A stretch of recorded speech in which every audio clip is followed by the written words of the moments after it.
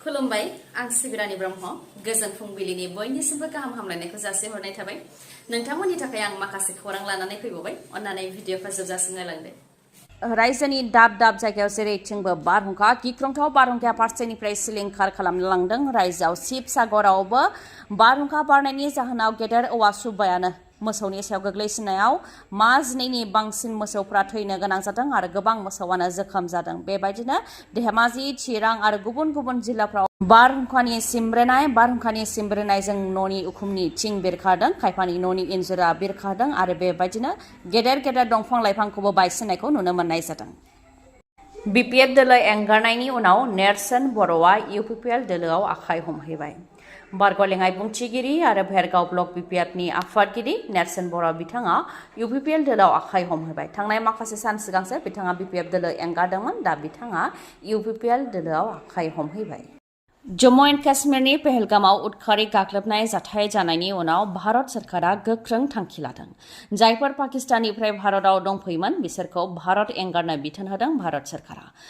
सरकारा लानाय बे थांखिनि उनावनो पाकिस्ताननिफ्राय भारतआव फैनाय पाकिस्ताननिफोरा साफानि उनाव साफा भारत एंगारदों जम्मु एन्ड काश्मीराव उदखारि गाग्लोबनायनि उनाव भारत सरकारा गोख्रों जादों आरो माखासे थांखिफोर लादों थांखिफोरनि मादाव जायफोर भिजा लानानै पाकिस्ताननिफ्राय भारतआव दंफैयोमोन बिसोरखौ 1 मेनि सिगांनो पाकिस्तानाव थांफिननो बिथोन होदों आरो सार्क भिजा एक्जेम्पसन स्किमनि गेजेरजों जायफोर भिजा गैयालासे पाकिस्ताननिफ्राय भारतआव दंफैयोमोन बिसोरखौबो 48 घन्टानि गेजेरावनो पाकिस्तानाव थांफिननो थाखाय बिथोन होदों लोगोसे जायनाखि सार्क बिथांखिनि गेजेरजों भिजा गैयालासे पाकिस्ताननिफ्राय भारतआव फैनो हायोमोन दा बे सार्क बिथांखिखौ केन्सेल खालामबाय भारत सरकारा बेनि अनगायैबो इन्डास वाटार ट्रेटी 1960 बेखौ बन्द खालामबाय आटारी बर्डाराव थानाय चेक पस्टखौ बन्द खालामबाय पाकिस्ताननिफ्राय दिल्लीयाव थाफैनाय डिफेन्स मिलिटारि नेभेल आरो एयार एडभाइजारखौ पाकिस्तानाव थांफिननो बिथोन होदों आरो जायफोर भारतनिफ्राय पाकिस्तानाव दंहैयोमोन बिथांमोनखौबो फैफिननो थाखाय बिथोन होदों आरो बे पस्टखौनो फोजोबनाय जाबाय हाई कमिशननि सार्भिस एडभाइजारनि साबा सापर्ट स्टाफखौ फारनैथिंनिखौबो खम खालामनो थांखि लाबाय भारत सरकारा BTCआव जानाय रां बावजा जथुम्मायाव 22 डिसेम्बरखौ कलिताफोरखौ प्रागज्यतिसपुर दिवस फालिनो थाखाय गनायथि होबाय BTC सरकारा बेखौ लानानै दावराव देख्रेब नार्जारिनि फिनजाथाय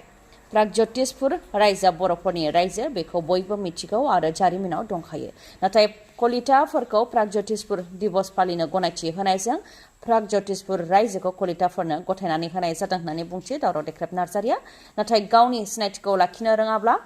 मालायनो गथायनानै होयोब्ला जोंनि इयुना मा जागोन होननानै सोंथि खालामो बिथाङा लोगोसे बुंथिबावदि जोंहा गेदेर जारिमिन दं जायनि थाखाय जों आलादा रायजो दाबि खालामदोंमोन आरो बे लेखायै BTC 6 शेड्युलखौ मोननो हादों आरो बर' रावा 90 फारियाव जायगा मोननो हादों नाथाय जोंनि बर'नि दैदेनगिरिफ्रा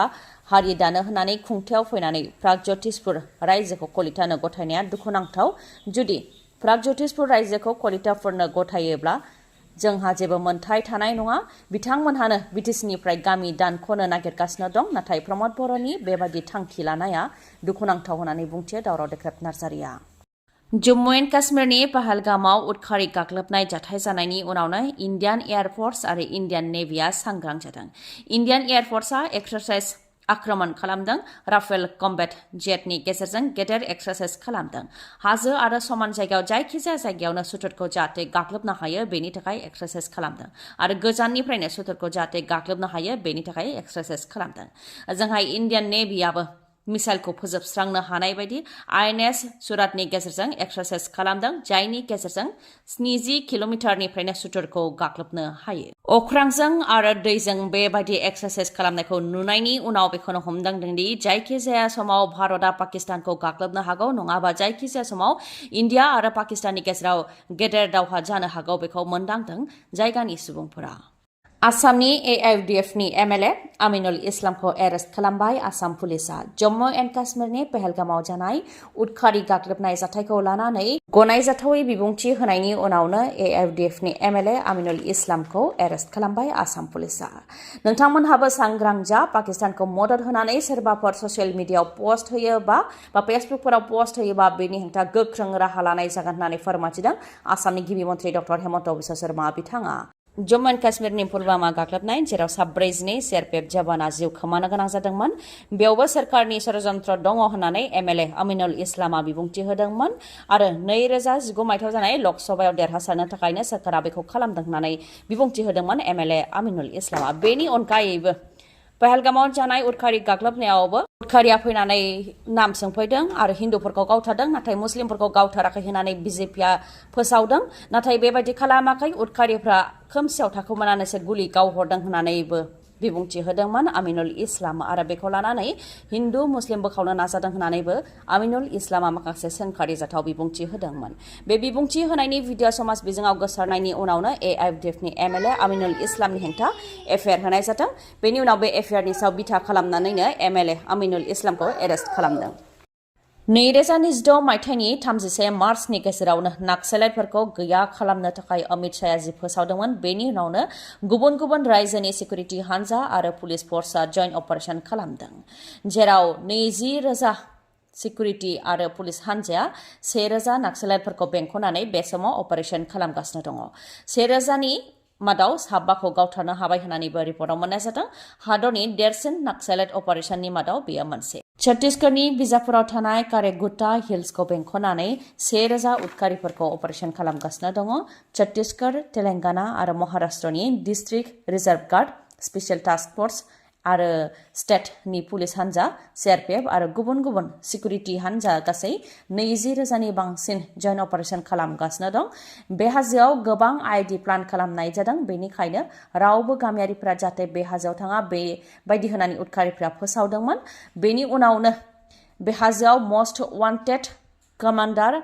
हिटमा आरो बेटालियननि चिफ देबबाखौ थानायखौ खौरां मोननानै जइन्ट अपारेशन खालामदों रैखाथि हान्जाया दा 1,000 उदखारिफोरखौ बेंखननानै अपारेशन खालामनाय जागासिनो दङ आरो 1,000नि मादाव साबाखौ गावथारनो हानाय जाबाय होननानैबो मिथिहोदों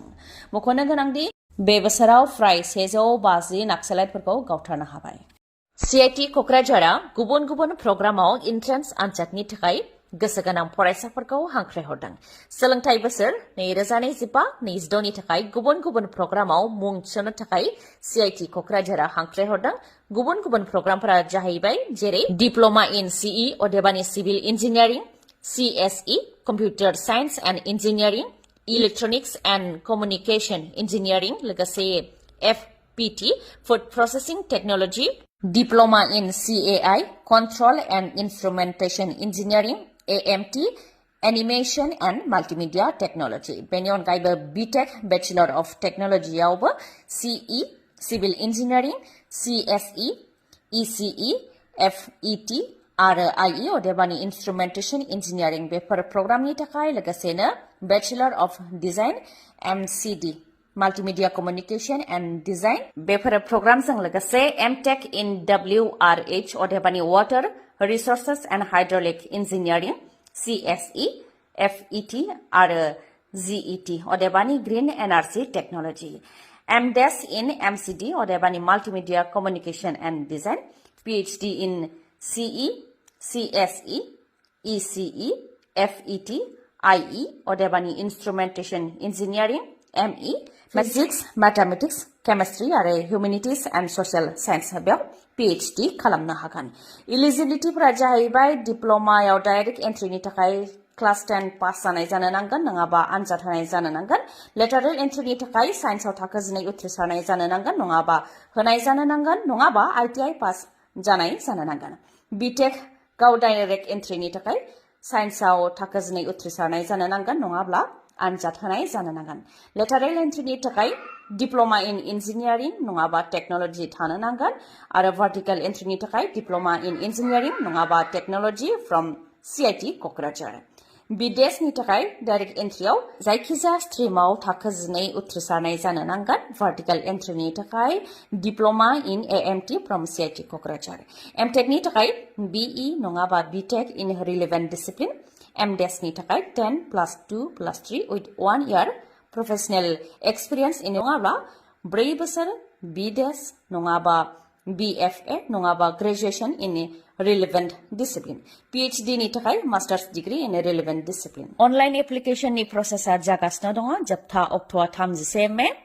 diploma nongaba undergraduate nongaba postgraduate ni entrance exam 9 जुनाव जागोन PhD ni 15 जुनाव जागोन first counseling आरो second counseling ni October को आरो गासै details फोरखौ नोंथांमोनहा स्क्रिनाव नायनानैबो लानो हागोन नोंथांमोनहा जुदि गोसो गुदुंब्ला कक्राझार CIT नि एडमिशन सेलाव खौरां लानो हागोन फन नाम्बारा जाहैबाय 9365031406 बे कन्टेक्ट नाम्बारखौ स्क्रिनावबो होगोन लोगोसे इमेलनि गेजेरजोंबो नोंथांमोनहा खौरां लानो हागोन बेफोर गासै डिटेल्सखौ स्क्रिनाव होनाय जाबाय नोंथांमोनहा नायनानै लानो हागोन गोजोन्थों दिनैनि भिडिअआ एसेनोसै गाबोन आरो गोदान भिडिअजों लोगो मोनफिनबावगोन नोंथाङा दासिमबो आंनि चेनेलखौ साबस्क्राइब खालामाखैबा अन्नानै साबस्क्राइब खालामदो लोगोसे लाइक कमेन्ट आरो शेयार खालामनो दाबाव गोजोन्थों